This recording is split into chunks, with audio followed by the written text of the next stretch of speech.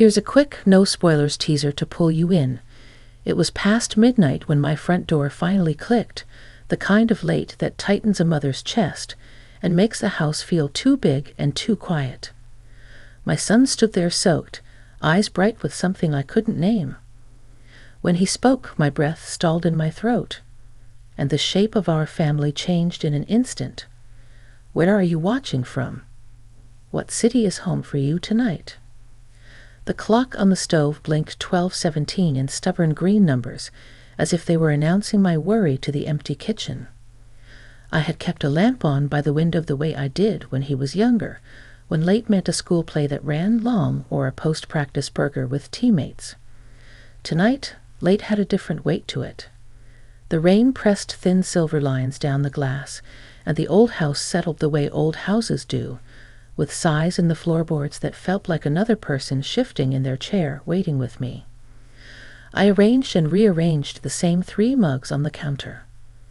The kettle had already boiled twice and gone cool twice, and I wasn't sure if I was making tea for him or giving my hand something to do so. I wouldn't text again.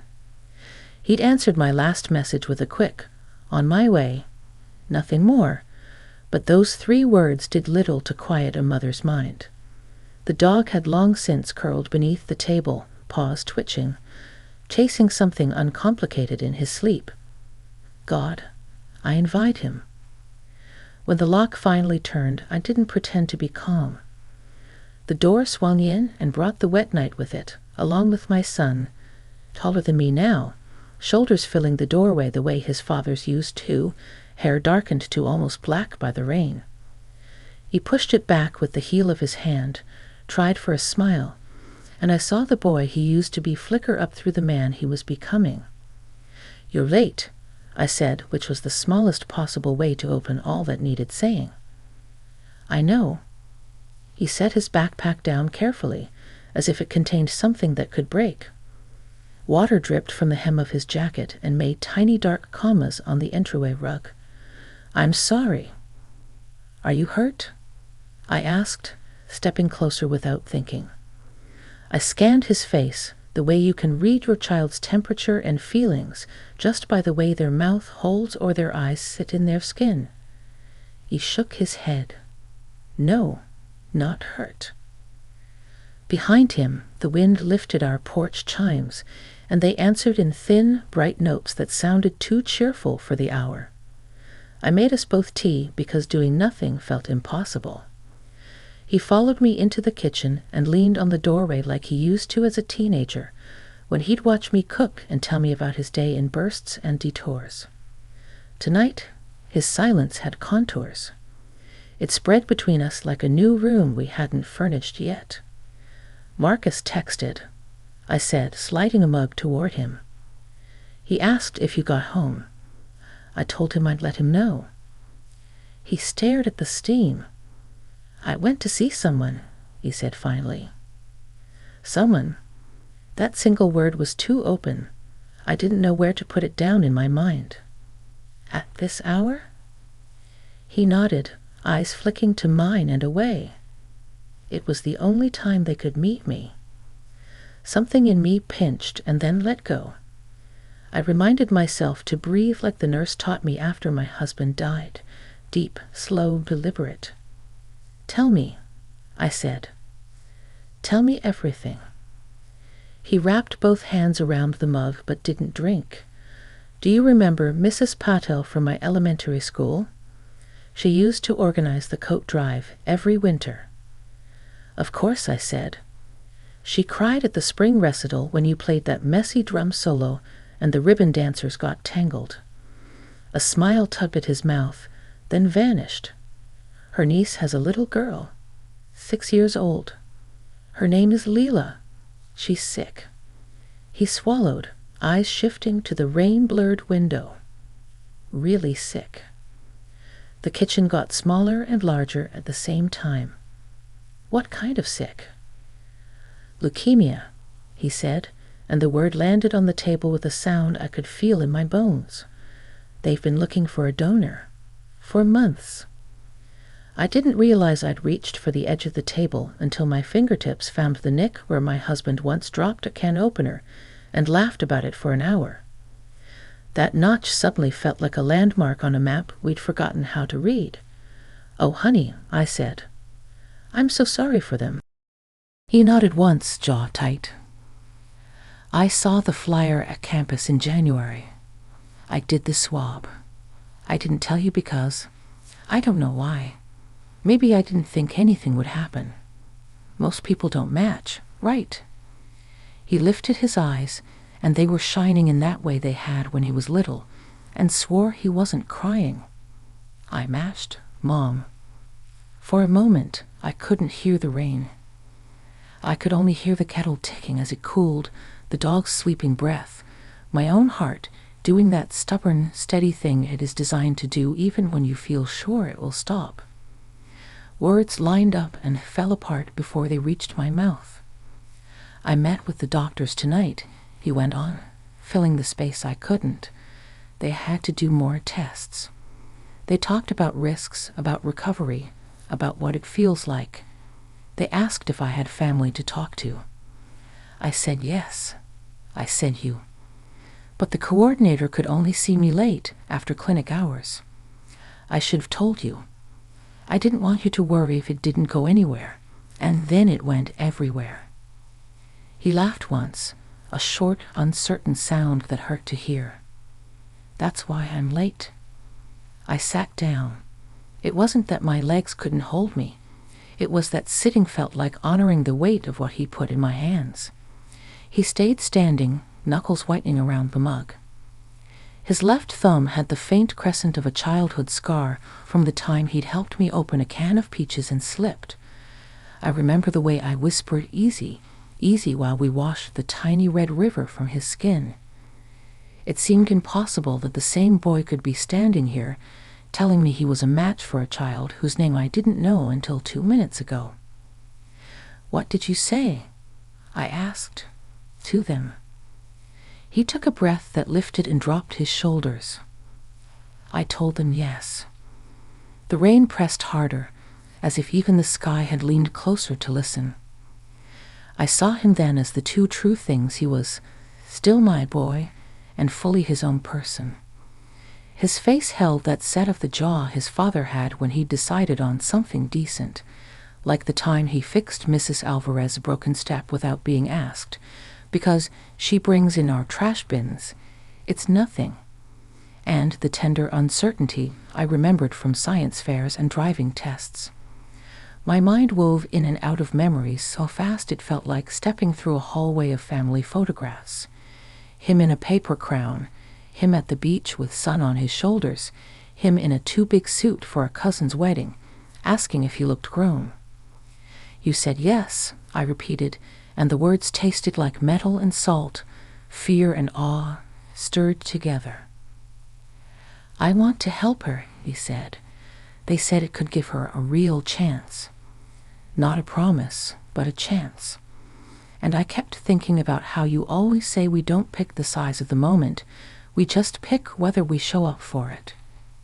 He looked at me, and the room was very quiet, the kind of quiet that isn't empty but full of something invisible taking shape. "I'm sorry I didn't tell you sooner," he added. "I didn't want you to try to talk me out of it before I knew for sure." I shook my head, slowly, because fast felt like it would shatter the thin glass between now and whatever comes next. "I don't know what to say," I admitted. I'm proud of you, and terrified. Is that allowed?" He set the mug down, and the tiny clink sounded like a bell rung in a chapel somewhere inside us. "I'm scared too," he said. "But I'm more scared of not doing it and waking up years from now wishing I had." They scheduled more tests next week. They asked if I could bring a parent. I told them I'd try. It was then that I realized I'd been holding my breath since the lock turned. Air came back in a long, shaky draw that felt like the first good stretch after a long drive. I stood and reached for his jacket. He let me tug it off his shoulders with the same quiet surrender he had at age 6, when he'd come in from the rain, and I'd wrap him in a towel. I hung it on the chair back where it dripped politely, and the puddle it left on the floor reflected the kitchen light like a small moon. "Okay," I said, setting my hands flat on the table as if to steady the whole house. "We're going to take this one step at a time. You'll give me every detail the doctors gave you. I'll ask too many questions. You'll answer until you're sick of my voice. We'll make a list. We'll call Mrs. Patel. We'll show up." His mouth quivered into a real smile then, the kind that warms the space between two people. I knew you'd say that. The dog woke, stretched, and came to press his head against my knees, as if he knew we were agreeing to something big and wanted in on the vow. Outside, the storm softened. The chimes stilled. The kettle ticked once more and stopped, the way a clock sounds right before you realize it's been right all along. "I was late," my son said again, softer now, not to excuse, but to name it. But for the right reason. I looked at him, at the boy I raised and the man who walked himself to my door through rain to tell me something he knew would bend my world, and my words finally came, quiet and certain. "You've always known where the right reasons live," I said. "I hear you. I'm here." He picked up his tea and took a careful sip, winced at the heat, and grinned. In that ordinary, human moment, the night let some of its weight out through the seams. We stood there a long time, talking in circles and lines, about schedules and risks, and the name of a little girl we hadn't met but already felt attached to, until the rain thinned to mist and the clock gave up trying to scold us. When he finally shouldered his backpack to go upstairs, he paused, halfway turned, like he was listening to something he couldn't quite translate yet. "There's one more thing," he said, voice hesitant. "Something the coordinator told me about Layla's family that I didn't expect. Something that it might matter to us, too." He was looking at me the way he did as a kid before he asked a big question, or as a young man before he told a big truth. The house seemed to lean in with me. "What is it?" I asked. He drew a breath, steadying himself for a second surprise I did not see coming, and the quiet between us took on a new electric edge. When my son left me with those words, "There's one more thing," I barely slept. I lay awake hearing the storm trail off into silence, staring at the ceiling, listening to the way the house ticked and breathed. Mothers learn to read silences as much as words. That pause before he spoke told me he was holding something bigger than he was ready to carry alone. I wanted to run to his room, open the door, and press him until he let it all spill. But I didn't.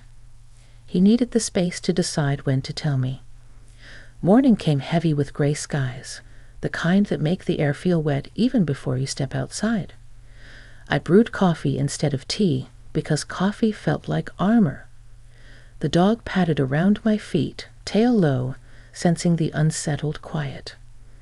I tried to pretend it was a normal day. Eggs, toast, the radio low in the background. But nothing about it felt normal. I kept replaying his face from the night before, that mix of resolve and hesitation, like he was halfway across a bridge and wondering if it would hold. He came down the stairs later than usual, his hair sticking up in different directions, wearing the sweatshirt he's had since high school. He looked like both the boy I raised and the man making choices beyond my reach. I slid a plate toward him. He sat, took a bite, and chewed slowly, as if stretching the silence between us. Finally, he looked at me with those same searching eyes. "The coordinator told me something about Layla's family," he said. "Her father left last year. Her mom's been handling everything alone. The bills, the hospital stays, all of it. They didn't say it outright, but you can tell. It's breaking her down." I set my coffee cup down too hard. A little spilled onto the table. So she's carrying this on her own." He nodded. "They said she sleeps in a chair by Layla's bed most nights. Barely eats. She works 2 part-time jobs, just enough to keep them afloat, but she's running on nothing." He pushed his food around his plate. "And I kept thinking about you. About how you did everything when Dad died. I remember watching you trying to be everything at once.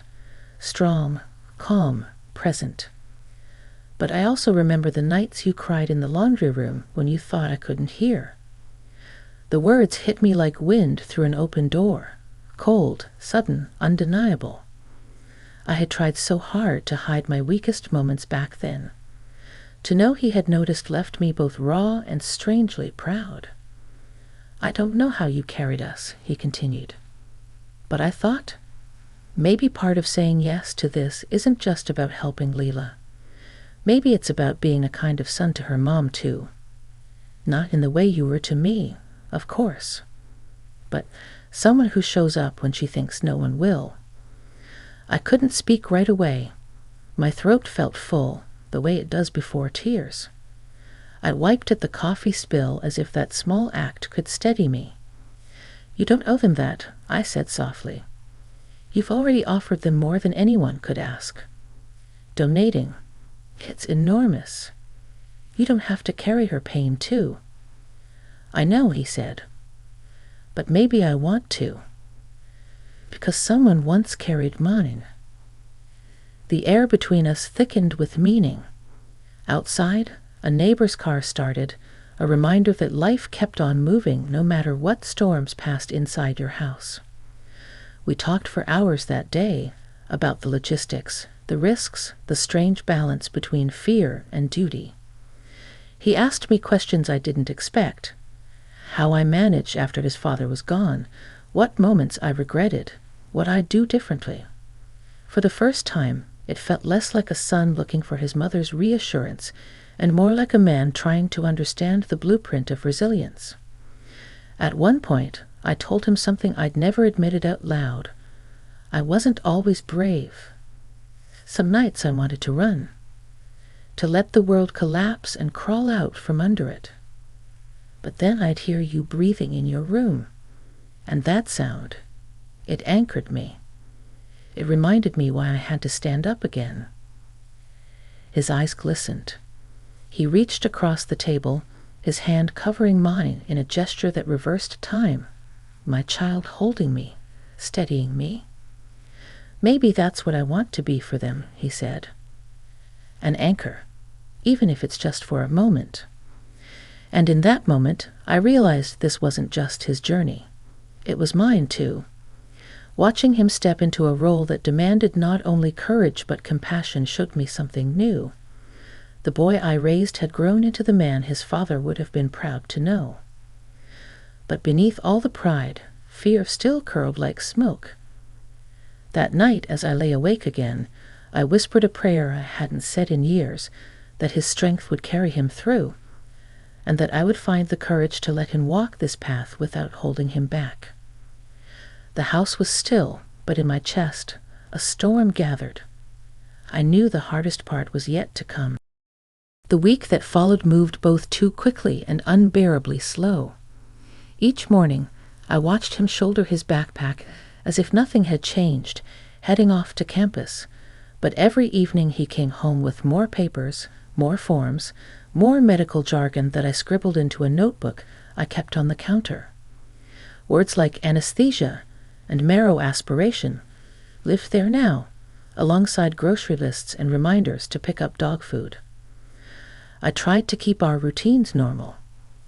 Dinner at 7, the dog's evening walk, the same Sunday phone call with my sister.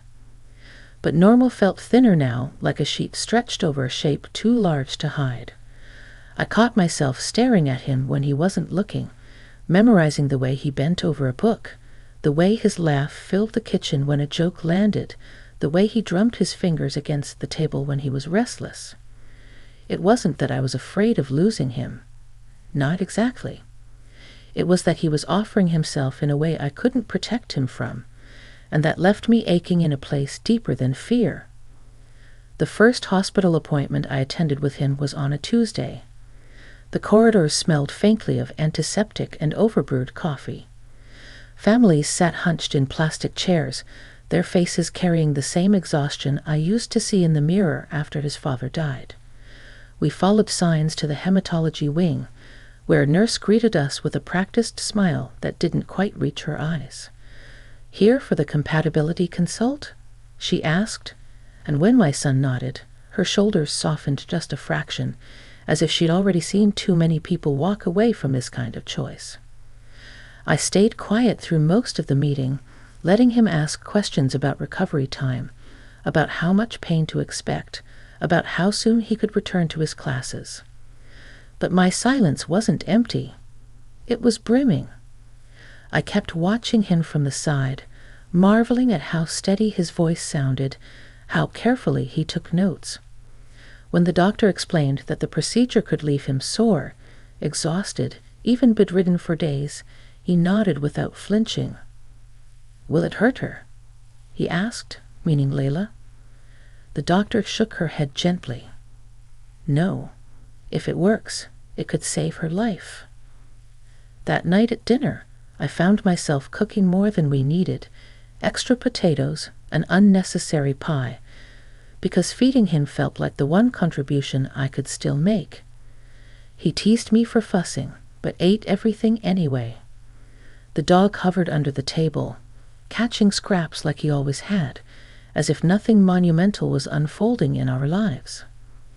Later, when he went upstairs, I sat alone in the dim kitchen with my notebook open. My handwriting looked jagged, rushed, desperate to hold onto the flood of information. I stared at one phrase the doctor had underlined: the best possible chance. Not a guarantee, just a chance. Somehow, that felt both enormous and unbearably fragile. The following days brought small, unexpected moments between us. On Wednesday, while walking the dog, he asked me about his father, details he hadn't asked in years. "What was he like when he was my age?" he said, eyes fixed on the wet sidewalk. "He was stubborn," I told him. "But when he believed in something, nothing could move him. He carried people's burdens without being asked. Sometimes that made him tired, but it also made him good." I swallowed against the lump in my throat. "You remind me of him more than you know." He didn't answer right away, but I saw the way his jaw tightened, the way his steps slowed. "That's what I want," he said finally. "Not just to do the right thing, but to be good." That night, lying in bed, I realized something had shifted. This wasn't just about a procedure anymore. It was about the quiet passing of a torch, the way a son grows into a man before your eyes, and how a mother learns to let him. But as proud as I felt, a shadow lingered. Because beneath the hope and the courage, there was still the unspoken truth. Every choice carries a cost. And I could not yet see what his would be. When the phone rang late Friday evening, I knew before answering that it would be about the next step. My son looked at me across the living room, waiting, his face calm but his hands clasped too tightly together. The coordinator's voice was steady on the other end. "We've scheduled the procedure. We'll need you both here early Monday morning." I thanked her, hung up, and looked at him. The silence stretched between us, full of everything we couldn't quite say. "Monday," I whispered. He nodded. "Monday." And just like that, the countdown began. Monday arrived with a kind of stillness that didn't match what was inside me. Dawn came soft and pale, the sky washed in colors that looked too gentle for what the day held. I packed a small bag even though the doctors had assured us he wouldn't need much. Water, snacks, an extra sweatshirt, the notebook I had filled with questions and answers. The dog circled the hallway as if he knew something was different. We drove in silence for most of the ride, the hum of the tires on wet pavement the only sound between us. I kept glancing at him. at the profile of his face lit by the gray morning, at the way his fingers tapped absently against his knee. He didn't look scared, though I knew he must be. He looked steady, like someone walking toward something bigger than himself. At the hospital, the corridors were awake with movement. Nurses in scrubs rolled carts past us, voices rose and fell in fragments, machines beeped faintly in distant rooms. They led us to a waiting area, where the walls were painted a cheerful yellow that felt almost defiant. My son filled out one last form, his handwriting careful, deliberate. Then he handed me his backpack. "Keep this safe," he said with a smile that looked both brave and boyish. I gripped the straps like they were made of glass. Always. When they called his name, I walked with him as far as they let me. At the doors to the procedure room, he turned and said something I'll carry with me forever. "You don't have to worry, Mom. You've already taught me everything I need to be brave." And then he was gone, the doors closing with a soft thud that echoed louder than it should have. The waiting hours stretched thin. I sat with my notebook open but didn't write. I watched other families, each carrying their own storms, each face a reflection of love knotted with fear. I thought about Leela, a little girl I hadn't met but who now lived in every corner of my thoughts. I imagined her mother in another waiting room, holding on to hope the way I held onto my son's backpack. When the doctor finally came out, her expression was calm, professional, but softened with good news. "It went well," she said. "He'll be tired, sore, but he's already asking if his mom is here." Relief poured through me so fast I had to sit down. My legs felt like water, my chest too tight to hold all the gratitude pressing into it. I was allowed back to his room a short while later. He lay there pale but awake, an IV taped to his arm, his hair messy against the pillow. When he saw me, he lifted one corner of his mouth in a tired grin. "Hey," he whispered. "Told you I'd be fine." I sat beside him, taking his hand gently in mine. It was warm, steady, alive.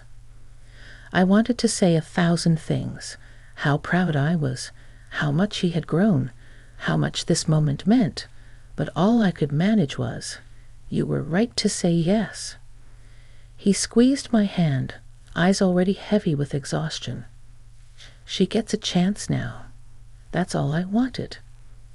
The room grew quiet again, but this time it was the kind of quiet that holds peace, not fear. I looked at him, my boy, my man, and realized that this day wasn't just about him giving something away. It was about him showing me who he had become, someone capable of carrying others, someone strong enough to step into the kind of goodness his father once embodied. When I finally left the hospital that night, the air was cool, the storm clouds long gone. I tilted my face up to the sky, whispering a prayer of thanks for him, for the little girl whose life now held a chance, for the reminder that even in our darkest waiting, light finds its way back in. And as I walked to the car, I understood the truth I hadn't been able to see before. My son didn't just come home late that night. He came home carrying a purpose. What he said had left me speechless, but what he did would echo louder than words ever could.